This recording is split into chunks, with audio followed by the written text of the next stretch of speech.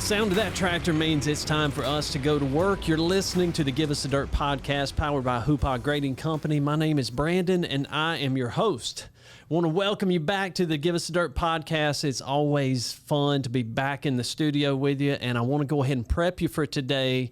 We've got a special guest lined up for you. We've had some incredible guests in the past. We've tackled some big-time projects and topics, but this one, it's going to hit different. I promise you. This one's got the potential to change everything, and it might also make you feel a little bit uncomfortable. It might stir the pot. It might raise some eyebrows. It might even spark some debate. But that's okay, because here at the Give Us the Dirt podcast, we're not afraid to dig into the uncomfortable. There's been one problem plaguing the construction industry for decades, and that is the people problem. And we've thrown just about everything that we can think of at it. We've thrown money at it. We've thrown benefits at it, training, development, coaching. We've sent people to conferences, hired speakers, passed around the next big book, brought in consultants. We built nicer facilities or slapped a fresh coat of paint on the building. We've even rebranded and launched marketing campaigns to show the sexier side of the business. And yet, the problem is still there. So here's the question. What if we've been taking a test this whole time and we didn't even realize it was open book? What if the answer to the problem has been right in front of us and we just never looked in the right place? Friends, that's what this episode is going to be about today. Today's episode is about love. Yes, I said it, love. And before you get too uncomfortable, we're talking about something that can be powerful, not just in your lives, but on the job site, in the office, and across the company, because that could be the very thing we've been missing all along. Today's guest is Stephen Phelan. And trust me when I tell you, you're going to want to lean in for this episode. Stephen helped build Movement Mortgage in the middle of the 2008 housing crisis, not on greed, but on love, faith, and purpose. And if you're wondering if it worked, the answer is yes. They are now funding billions in home loans every year and have grown to one of the top 10 mortgage lenders in the company. It worked. And now he's helping business leaders around the world do the same thing in their companies. Today, we're going to dive into Stephen's story, his model for success, and ultimately ask the question that matters the most. Could this actually work in the dirt world? Let's find out. Stephen, welcome to the Give Us the Dirt podcast. Hey, man, I'm so honored to be here. I love walking around and seeing what is happening here. And it is such a privilege to pour into an incredible business that is changing lives, that is changing communities, and that is having such a massive impact in 65 square miles within my home. So I'm honored to be here. It surprised you that there was enough work going on in that small of a radius to be able to support a company like this and several others. I had no idea. In fact, I told you this, but I said, well, it's obvious that you're doing your work with excellence, because that would travel pretty fastly within 65 square miles if you didn't. Yeah. So there's a lot that's going on that's right here, because if you're able to get that much work within 65 square miles, then people are referring you to others right and left. That's a good point. And y'all are crushing it in a lot of ways. That's a good point. You can't screw it up in your hometown. You can't. Stephen, you and I had the chance, and I'm glad you got to see the academy. We talked about it. We had the chance to meet a couple weeks ago and had a great time together. And I was inspired by your story and what you guys have created. And I couldn't help but think the whole time you were talking, like, there's so many things that transcend industries here. It's this model you have doesn't just work for your company, for your industry. There's no reason it can't work for ours. And so I'm excited to be able to share that with our listeners today. But I'm also glad you got to see the academy. And I'm glad there weren't a lot of people in it today, because for the last month and a half, it's been full, because that's all we've been able to do is train. Yeah. We haven't been able to work on the job site. It's been so wet. Yeah. Well, you know, I love what's happening here. And you mentioned it. It's all about love. Like the model, the thing that works is the thing that the human heart is most longing for. It's love. And love works in any industry, any sector. It doesn't matter. Let me tell you a story. I'm not a Clemson fan. I'm an Alabama football fan. Grew up, I played at Virginia, so Clemson's, it's not my team, but if you remember the first time Clemson won the national championship and beat Alabama, if you go back and you look at the interview of Dabo, you know what he said after the game? He said, I knew we were going to beat Alabama because of love. A head football coach at Clemson University said, we're going to win the game because of love. This macho, I'm going to knock you down in your face industry, college football. And he says, we're going to beat Alabama because we love each other more than they do. It's just it's a symbol. It's a powerful metaphor of the thing that humans are longing for. And the Clemson team captured it that year. Love is what we are all longing for. So we can help our teammates feel loved and valued. They can run through a wall, literally. That is a great example. And I was at that game. And you talk about love. I'm a big Clemson fan. I remember when Hunter Renfrow caught that pass there at the end, and the whole place just erupted. I think I loved 100,000 people. On my way out, I hugged everybody on the way out of that stadium. But, yeah, what a great example of leadership through love. Yeah. And faith and purpose. And Dabo's a great one. He's good at it. Yeah. So you said Alabama? You're an Alabama fan? I'm an Alabama fan. Yeah. Alabama and Virginia, those are my two teams. Grew up going to all the Alabama games because my parents went there, and I played at Virginia. Well, so that's a great segue. Tell us a little bit about your story. Where'd you grow up, and what was kind of your background? Yeah, I grew up in Montgomery, Alabama. Then went to the University of Virginia to play football there. Met who is now my best friend for 30-something years, Casey Crawford. He was a tight end on the football team. His arms were a little longer than mine, and I'm just under 6'6", which is I'm a little couple, almost a foot under that. He's 6'6", and so, man, I got real good at holding on to his practice jersey on the field, and I hadn't stopped holding on since. We've been on an incredible ride, and we both cared about our faith. We both cared about making an impact with our lives, and it's been a really special friendship. I then went on to get a law degree, theology degree, was starting churches on the West Coast. We started a model for education out there that we got to be a part of, helping give birth to a new model for Christ-centered education among the most marginalized.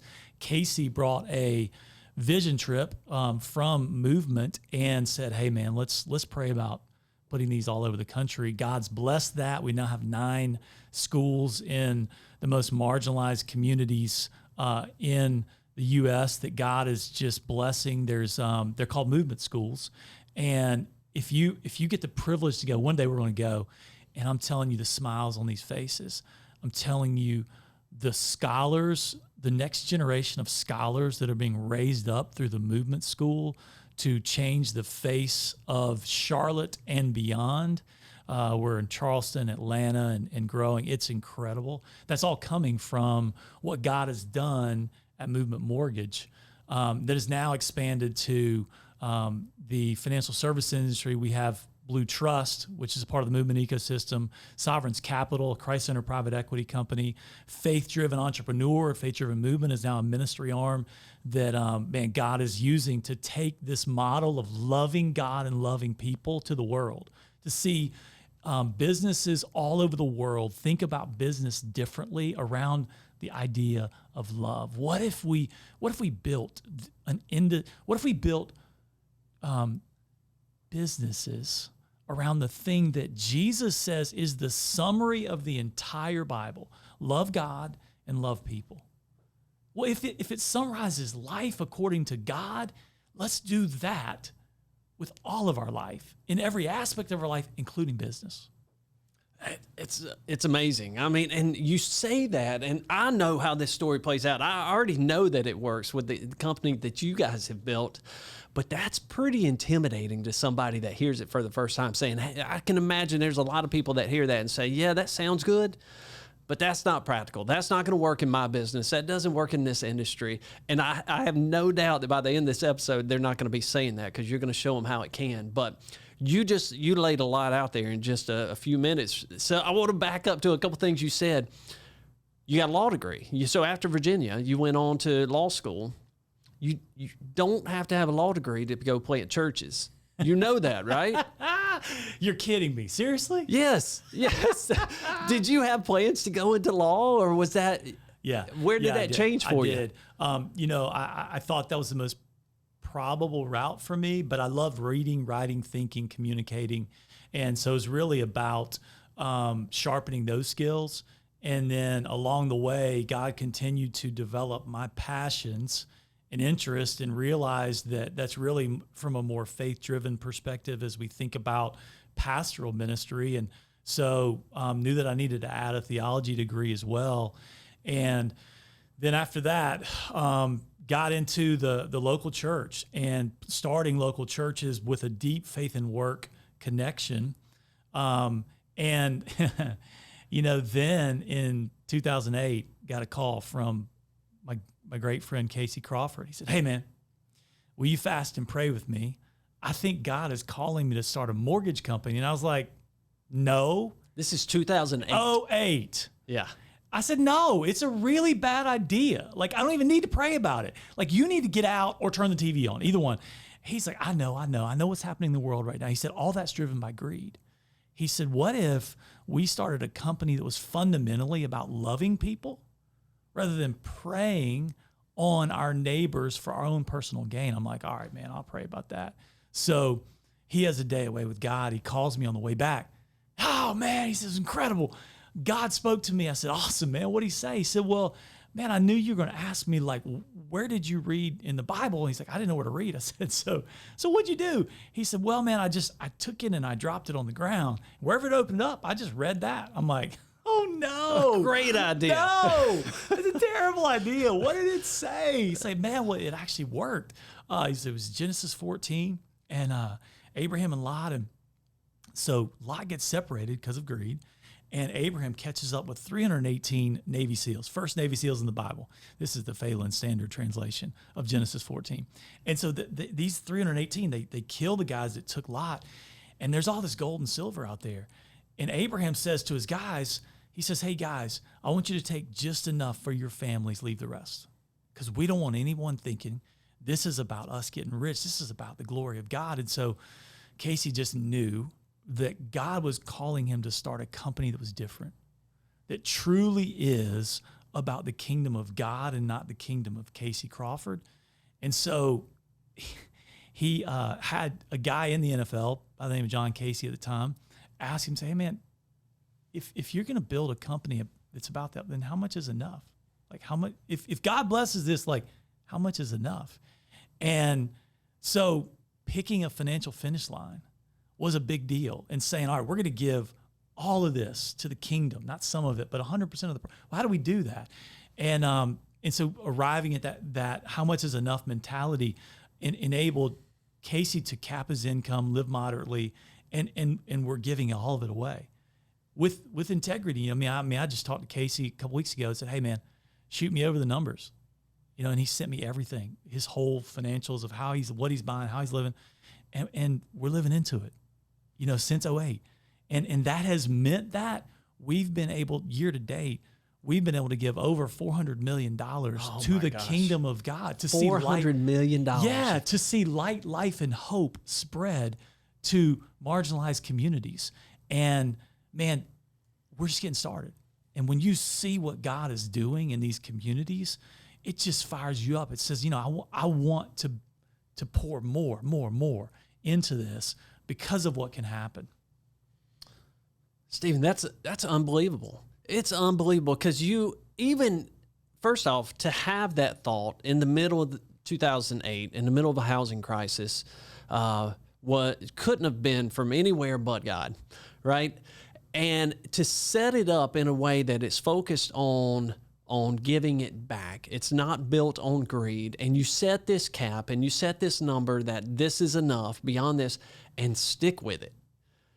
Because things change, right? You get into this, you have the best of intentions, money changes things, the stress, the power, all those things will change, but y'all been able to stay true to the original intent behind building the company, which is even more amazing.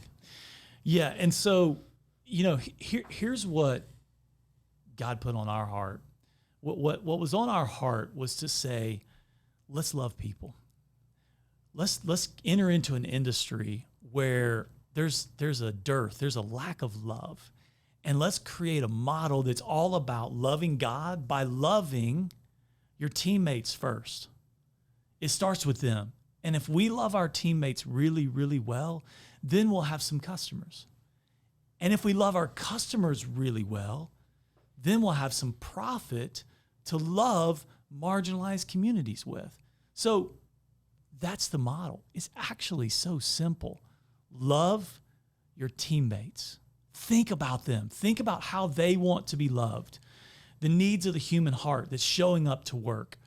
Then think about your customers. How would they want to be loved?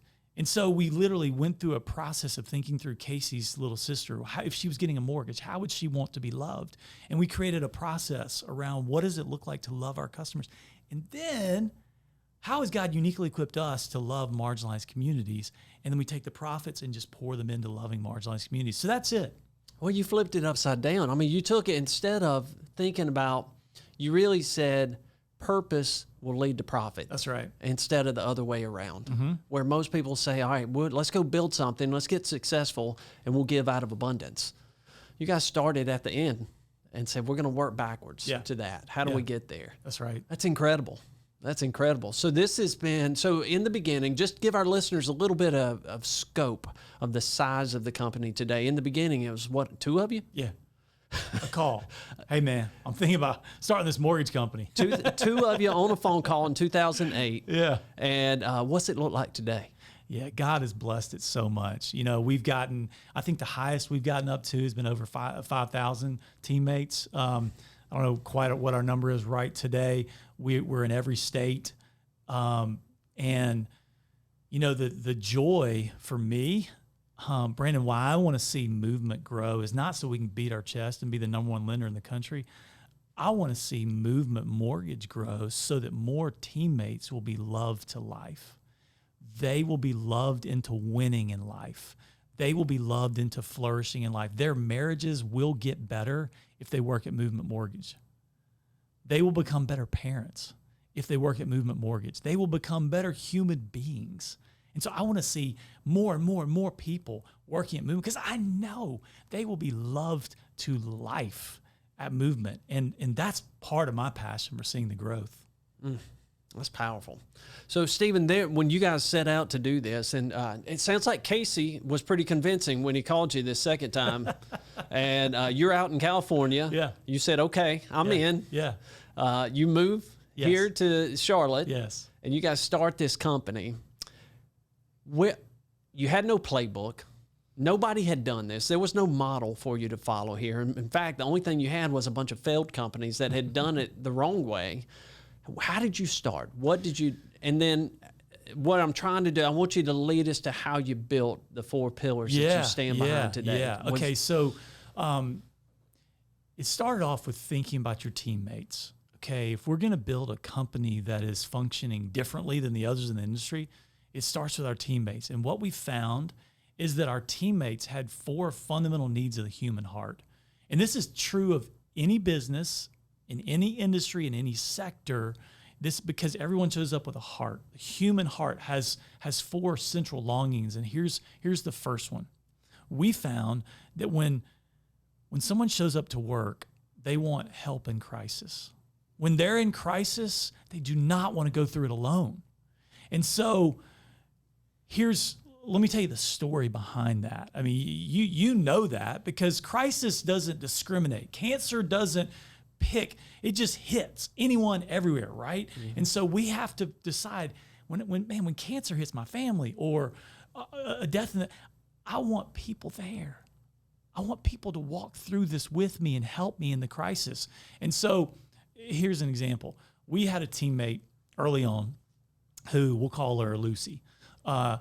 We were super small as a company. We knew everybody. We knew what was going on in the lives of our teammates. And Lucy came to her boss and said, "Hey, listen, would it be okay if I worked remote on Thursday and Friday?" Well, we were like, what is working remote, and why would anyone want to do that? This was way before working remote was a thing. And why? She said, well, payday's Monday.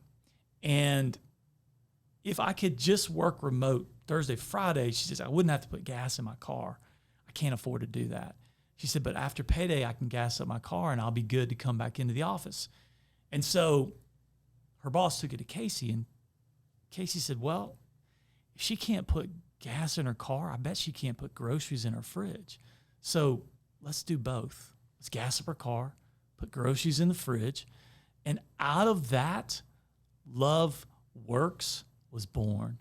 Because, Brandon, love works. Love takes action. Love gets in the game. Love doesn't just talk.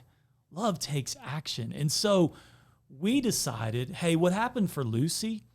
As we grow, we have to think about scaling love in crisis. And how do we do that? Because as we grow, we're not going to know all the needs of our teammates. There's going to be a whole lot of Lucys out there that we're not going to know about. And so what we did is we decided to create a Love Works fund.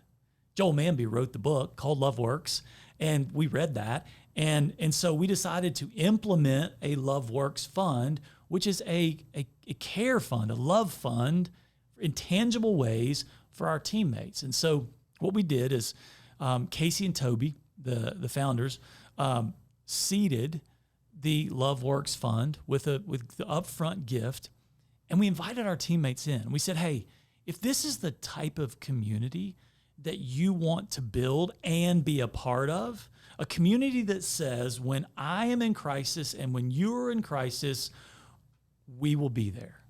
Movement will show up. Don't worry. It's not a like maybe, or if you happen to know Casey. It's like, no. When you're in crisis, we are guaranteeing that we're going to show up. Mm-hmm. And so 71% of our teammates said, I'm in a tangible way. I will make a payroll deduction from my paycheck that's tax deductible. And so they said, yeah, you can take $3 out of my paycheck. You can take $5 out of my, yeah, I'm in. So here's what's cool, Brandon. Now, 11 years later, we've seen over 3,000 teammates experience love in crisis. Through the Love Works Fund. Through the Love Works Fund for over $7 million. Oh my gosh. Think about that. Think about how many people have experienced love. And when that happens, here, okay, if you, whatever business you're in out there, I want you to think about this. If HGC shows up for me in my time of need, and you're like, oh my goodness, like we were going to be evicted from our apartment and you paid the bill. We didn't get evicted. My dad he died unexpectedly. I didn't know how we were going to pay the burial, the funeral costs.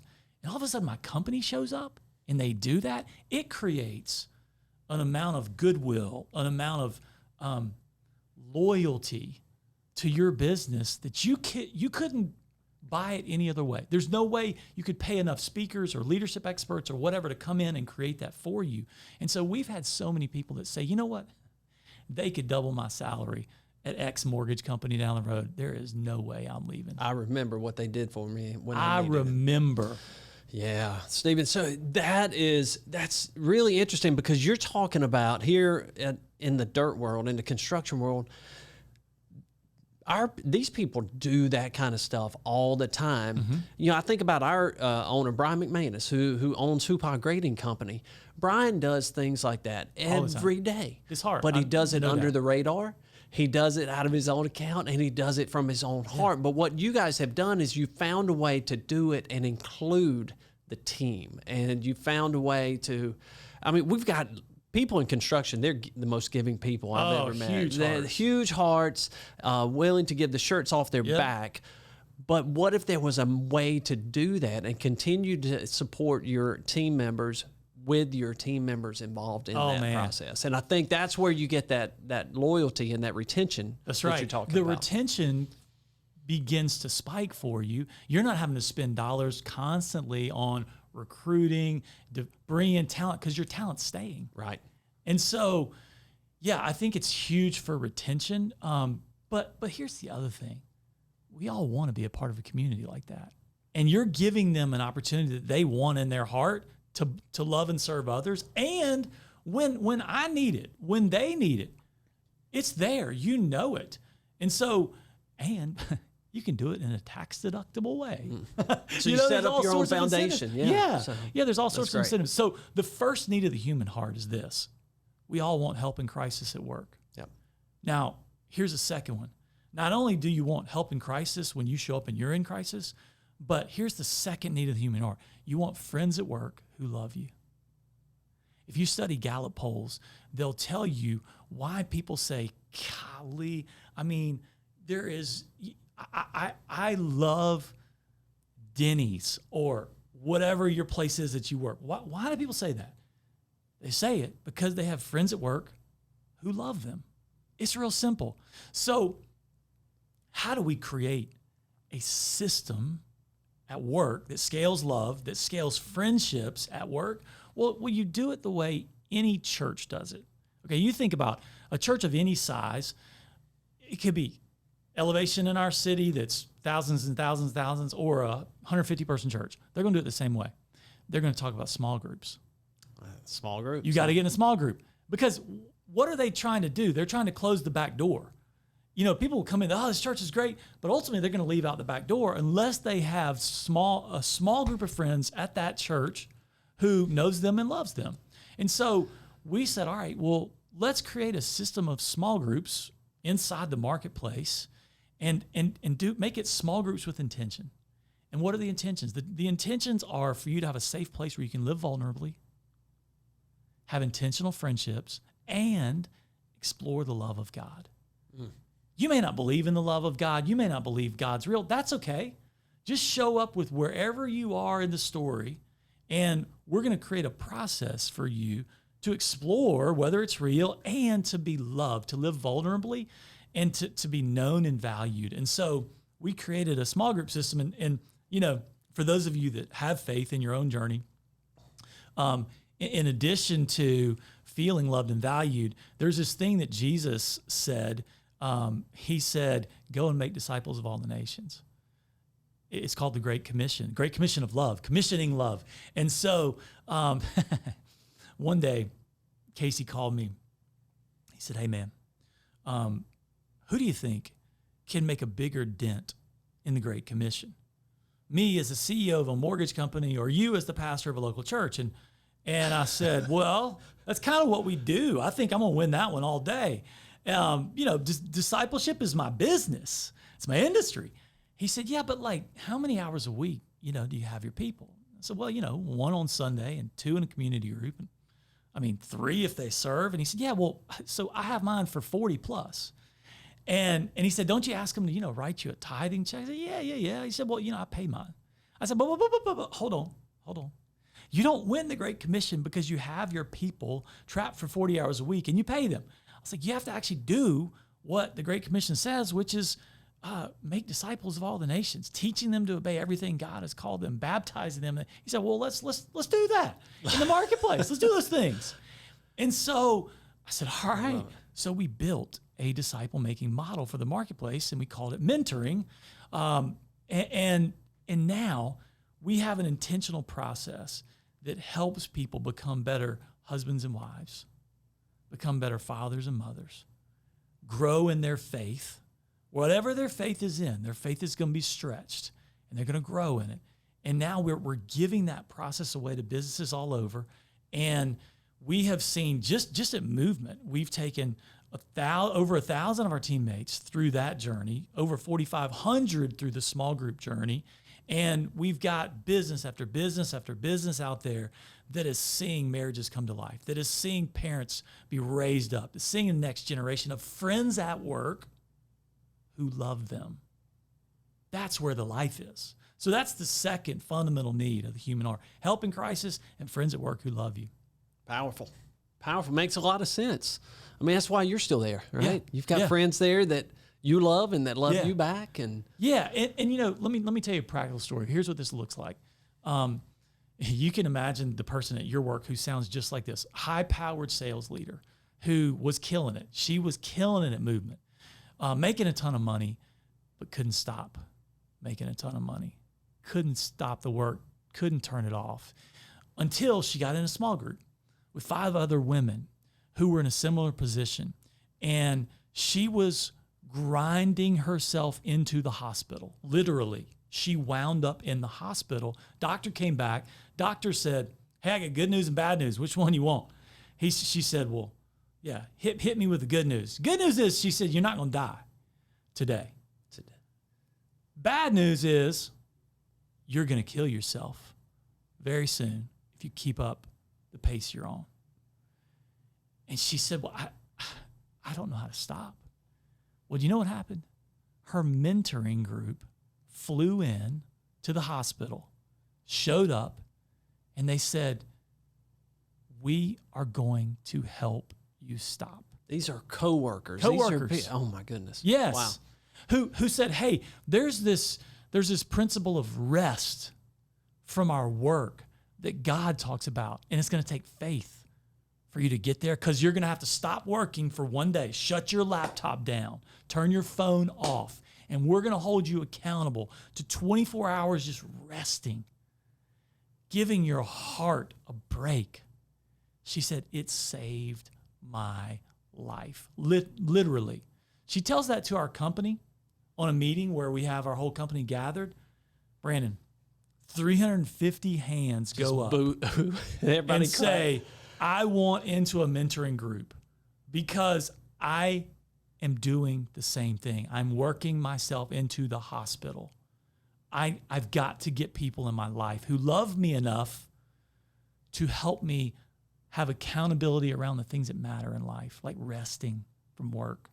So I was going to ask you that. So you don't require somebody to be a part of a small group. Nope. That's not a requirement to Nope. be at Movement. opt in. You opt into the small groups. What percentage of your team members are part of a small group? Yeah.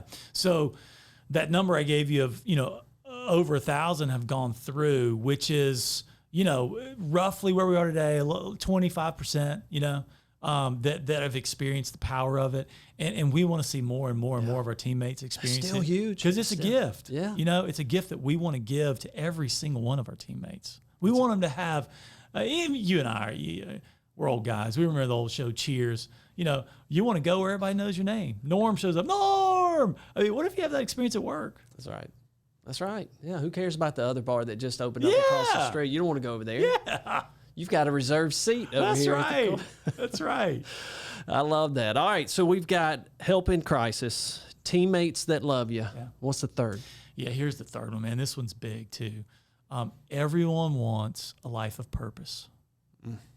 We all want purpose. Rick Warren wrote this book that sold a few copies, the most of any book outside of the Bible from a faith perspective, called The Purpose-Driven Life.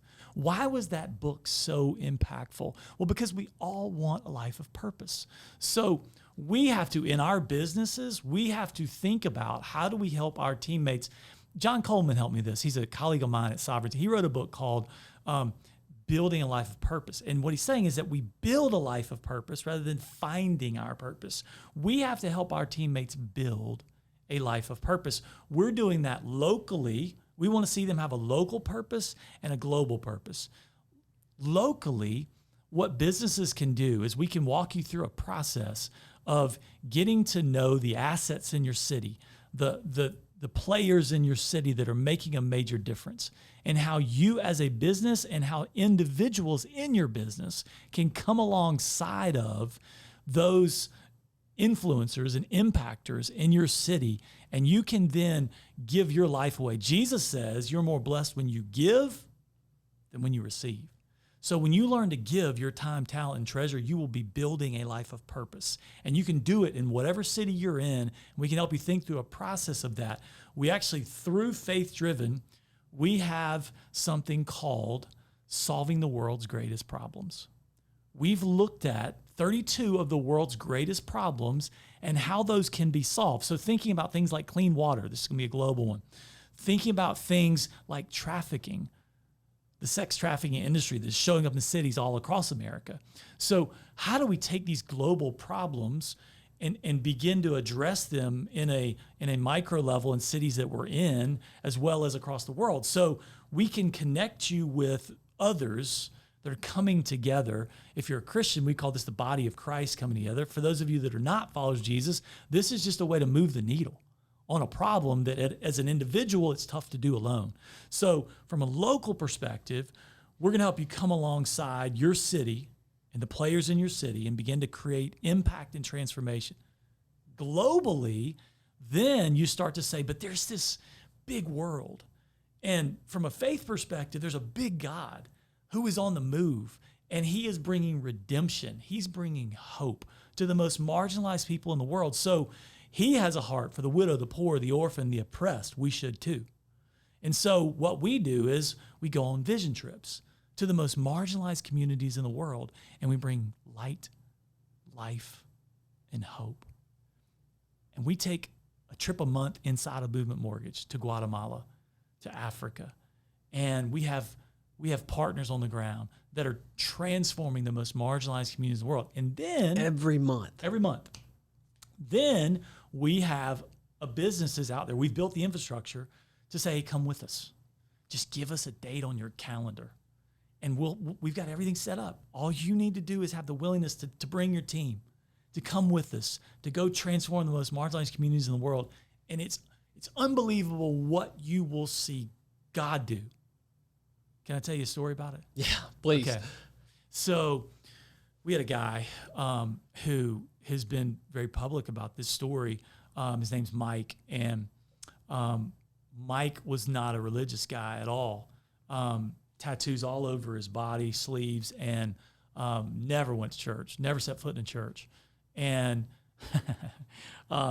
Toby asked him, Toby said, hey, Mike, you want to go on a fishing trip with me? Mike's like, yeah, man, I love fishing. So he packed his bags. They land in Guatemala, and Mike says, Tobe, I don't see the boats. He said, well, it's actually not that kind of fishing. Oh, no. He said, we're going to be fishing for people. Mike's like, what in the world are you talking about? That sounds crazy. He said, let me show you. Let me show you what I mean. So they drove to a Hope Center and a church, that a movement we had the privilege of funding and helping build. Mike sees a 13-year-old girl walking miles to get to this Hope Center and to this church. She shows up at the church. He hears her story of what she was walking from, better yet, running from, stuff that no 13-year-old girl should ever have to endure. And tears are rolling down his cheeks. He's got 10 sales leaders with him on the trip. A guy who never goes to church, doesn't believe in the institution of the church, looks at these guys and he says, hey guys, I want every one of you to get your credit cards out right now. I know how much money you make. I know how much this church costs to build and fund. And he goes, every single one of you can put one of these on your credit card. So here you have a guy who doesn't go to church, is not religious, becomes a church planter, plants 10 churches right there. By being a part of a trip that he didn't even realize he was going on. Didn't know what he was going on. Other than a person he loved, invited him to go and make an impact, live a life of purpose. And so he jumps in and he ends up starting 10 churches through that. He goes back to Guatemala time after time after time after time. And years later, he meets Jesus. Jesus transforms his life. Calls Casey, calls me. He says, man, I get it now. I get it. This is all about Jesus. He ends up getting baptized in Guatemala. We take 50 of our top leaders in the company down there. It was one of the most remarkable things, but it happened through purpose, through wanting purpose and impact. That's why these trips are so powerful. You know, it's one thing to be able to find your purpose. It's another thing to collide with it like that. That's so good. I mean, he just came face to face with it. And, you know, I go back to this whole thing. You talk about purpose. We all want purpose. And I keep going back to this is an open book test. Yes. You know, we're all trying to figure out what purpose is. And it's laid out right there. It means to serve. To serve. And so give your life away. What you've done, and I wish I'd figured that out at an earlier age. It took me a little bit longer to figure that out. But when you choose to serve, you win. You win. And so what you've done is you've allowed people, you've given them opportunities to serve. Yeah. You've shown them how they can invest back into their community, how they can serve, because they're not going to find purpose selling mortgages. They're not going to find their purpose moving dirt. Mm-hmm. They're going to find purpose serving in the communities where they live and work. Yeah, I got to tell you. And even beyond. And I got to tell you another story. So not only do your teammates win, but your teammates' families win. We encourage our families our teammates to take their families on these trips. So I've taken my kids every year. And we were in Guatemala. And, you know, when you try to get your kids to love the poor is an ethereal category. It doesn't make sense to a 7-year-old kid. True. But you know who does? Nacho. Nacho's a kid who my son met playing soccer with in the villages, in the dirt villages of Guatemala. And all of a sudden, my son asked me, he says, Dad, why is Nacho's, man, I get choked up thinking about it. He says, Dad, why is Nacho's stomach sticking out so far? And he noticed that a lot of the kids' stomachs were protruding. And I said, Mac, it's because they don't have clean water. And when you don't have clean water, you get parasites in your body. And those worms, those parasites start to eat up your food. And they start to multiply in your stomach. And so Nacho and his friends, they've got worms in their stomach. But we get to do something about that, Mac. We're here helping form a well in the village so they have clean water. And so when my son comes home, he's not praying for the poor, he's praying for Nacho.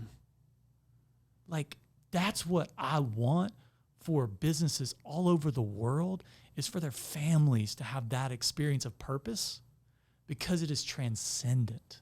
And as you said it so well, we collide with purpose when we're on a collision course with purpose.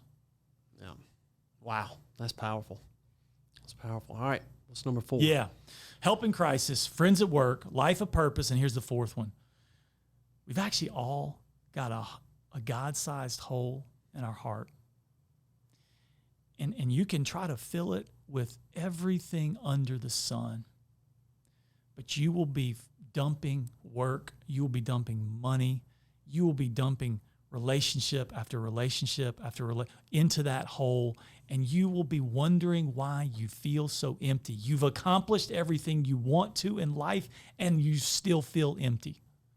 Or you are in the pit of despair because life is not working out. You feel it.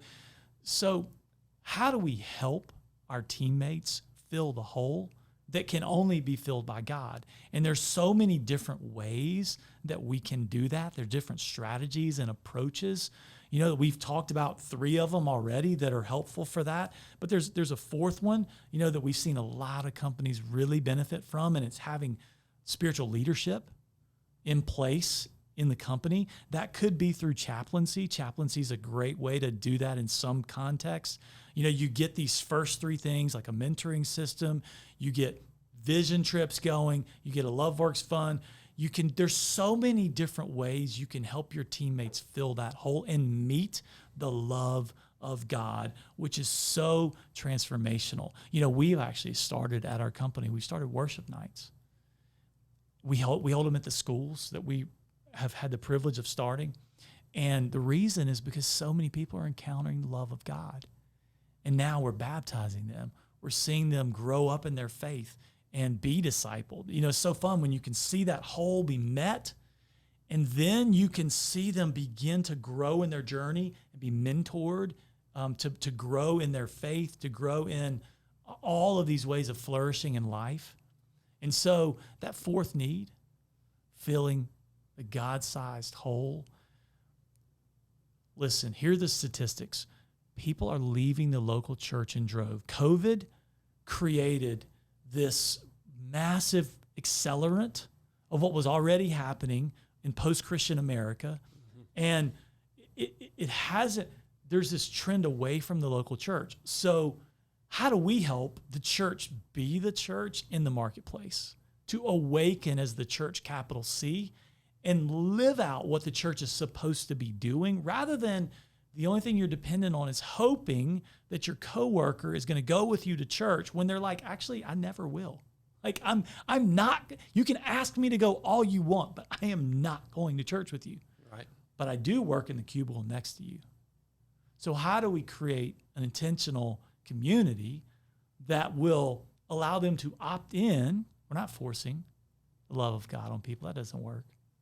But just allow them to opt in to the love of God when they see compelling ways, like Mike on a vision trip in Guatemala, like Lucy, who went through not being able to gas up her car, like my friend who's in the hospital, working herself into the ground.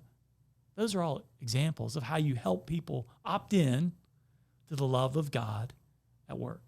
So when that person chooses to opt in, or they ask about what happened with Lucy or Mike, and they want that story, and they say, you know, I want some of that. You've got resources that you say, well, let me show you some ways that you can fill that hole. That's right. We've got small groups. We've got mission trips. We've got all of these organizations within the community that you live in that you can go serve. We've got Love Works Fund, all these different tools in your toolkit that you can deploy at that time. So here's ways that you can opt in. That's right. So if you're a business owner, president, CEO, influencer at your company, and you would love to see some of these things happen in your business, then connect with me. And we are actually putting together what we're calling war room gatherings. What do we mean by that? We want a bunch of people who are ready to go to battle, because here's the reality, Brandon. We are at war. The Bible says we're at war with spiritual forces of evil, principalities of darkness, who are coming to rob, kill, and destroy life in your business and in your family. So we want to get people who want to say, I'm going to go on the offensive. I'm going to battle for my teammates. I want them to be loved to life, and I am getting in the battle. So we're putting together war room gatherings, which are going to be these monthly gatherings of influencers, and then we're going to have mission specialists. These are these war room gatherings, are they in person? Can you join virtually? Both. Okay. You can do them in person in regional communities. You can also do them virtually. And we'll have mission specialists like me and other CEOs and owners who are a little further down the road, who've implemented what I'm talking about, these 4 fundamental needs of the human heart. And they will come alongside you as an influencer in your company who want to say, we're gonna go to battle, and we're gonna fight for the hearts of our teammates and love them to life. And so if you want to be a part of a movement of God's love spreading in the marketplace in tangible, intentional ways, not just talk, but you're actually integrating it, and you're seeing the love of God on the move, then just contact me. Like, that's what I get out of bed every day for. Like, I wake up to experience and multiply the love of God in the marketplace.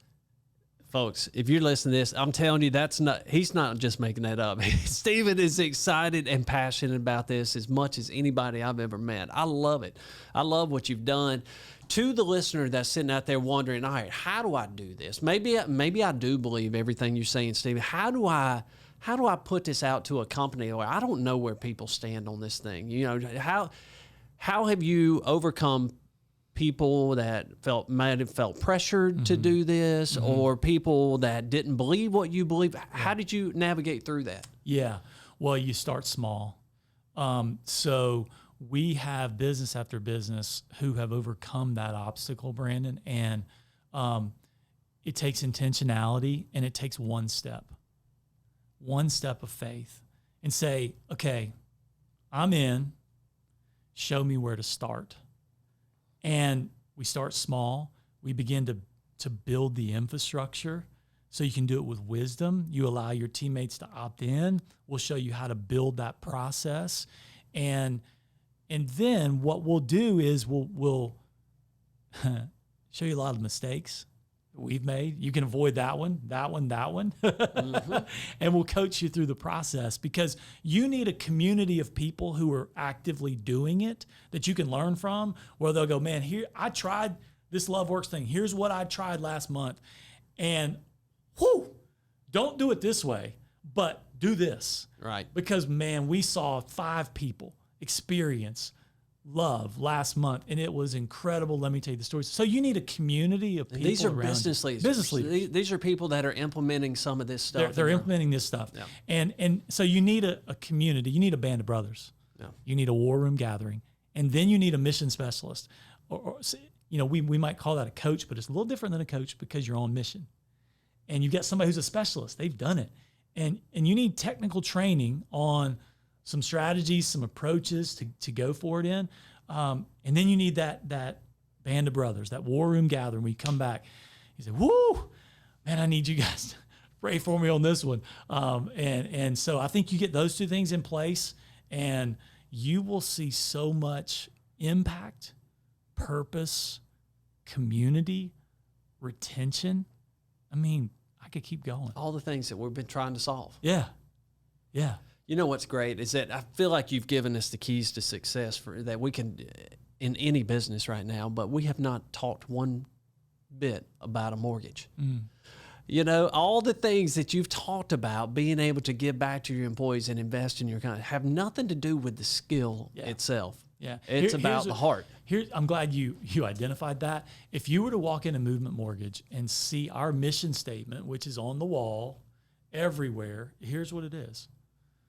We exist to love and value people by leading a movement of change in our industry, in other corporate cultures, and in local communities. The word mortgage is not in our mission statement. Mm-mm. We exist to love and value people. We put love and value on every T-shirt, every hat. It's all over that's what we're about. Like the vehicle that we do that through is mortgages. Right. But we exist to love and value people. And so the principles that I'm talking about apply to any industry, because it's all about loving and valuing people who are the common denominator in every business. Mm. Stephen, we could do this for days, and I know you can. I want to be respectful of your time. I guess one more question. Thinking about our audience, you're on the Give Us the Dirt podcast. This is the construction world. How does this work in the construction space? I love the question. Let me just give you an example of a construction company who is killing it with the model that we've laid out. I've been a part of coaching them for years, and they are in the oil and gas construction. They do construction of oil and gas pipelines and renewable energy, and so they put these 4 fundamental needs of the human heart in place, absolutely smashing the mentoring side. I'll give you an example from that.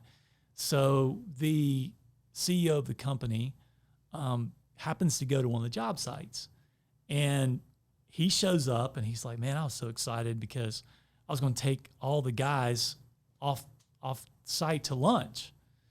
And, they're putting their hard hats down and they're coming over, and he says, hey guys, let's go to lunch. They said, sorry, boss, we can't go today. He's like, what do you mean you can't go? Like, I'm never here. Like, I came to take you guys to lunch. He said, we've actually got our mentoring group at lunch and we can't miss that. He goes, that's actually the best rejection ever. Yeah. I've ever gotten. He's like, you don't know how happy I am of what you just told me, that you're not willing to go get free food with the boss because you're not going to miss out on what you're learning and growing. And that's a construction company that's living that out in incredible ways. So it works in the construction industry. We've seen it play out. What's one thing that a foreman or a superintendent on a job site could do, one step they could take next week to lead with love? Yeah. Okay. This one's pretty simple. If you want to lead with love, somebody on the job site, then ask them one way you could love them. Here's something simple. Take them to lunch. Get to know them. Like, we had a guy in one of these war room gatherings who builds houses, and we were talking about loving people, and it's hard to love somebody you don't know their name. So he had a bunch of subcontractors, and he's like, honestly, I didn't know their name. And he said, so my action step next week is to go and take them to lunch. He took them to lunch, learned their story, and then all of a sudden he's like, I'm praying for them. My kids are praying for them. And before, they were just kind of a cog in the wheel. They were just a part of the production of the house. And now he's like, this is somebody I know and love. So this is so simple. Take somebody to lunch next week. Get to know. Find out what they're dealing with. Find out what they're struggling with. You're right. It can be that simple. Yeah. It really can. We had a cookout. I told you, we go out to the job sites. Food. Yeah, you got to have food, right? Yeah. But we were talking, and we've got a nurse that's part of our team that'll go out and talk about healthy living. She said, "Has anybody done anything that they're proud of? Lost weight, quit?" And one guy said, "I quit smoking."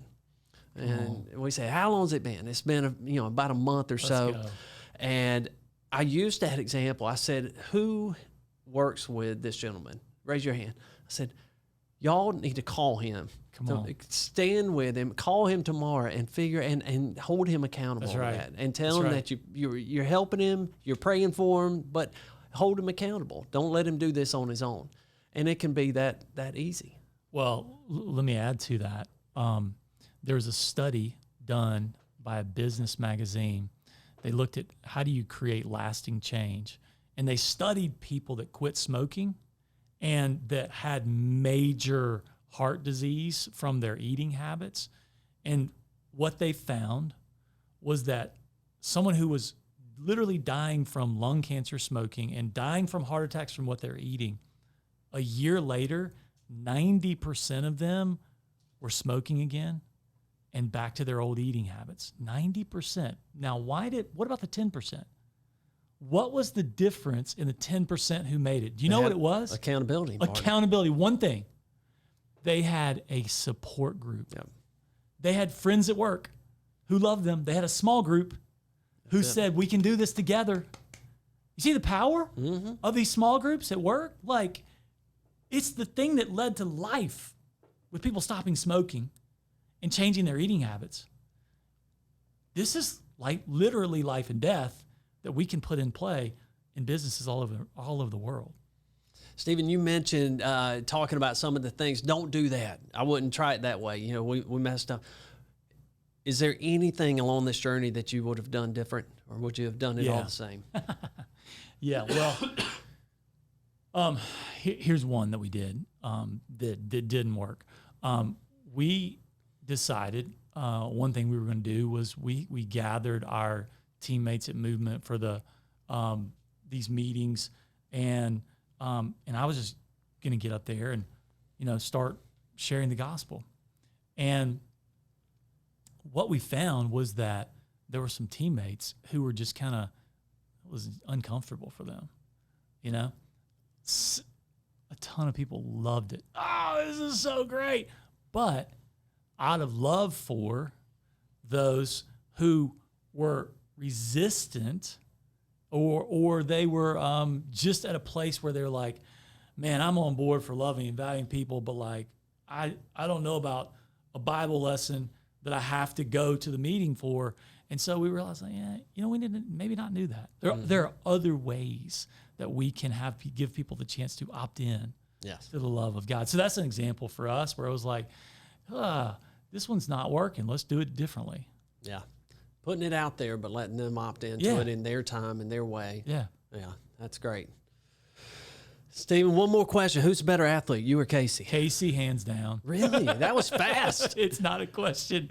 He was he just 6'6", whatever you want to be, NFL star. He's a stud. I'm sure y'all are both great athletes. You know, the best athlete of the whole group is his wife. It's Michelle. It's not even close. Yeah. She's the player of the century in field hockey. Unbelievable. So I had the chance when she started her gym. Yeah.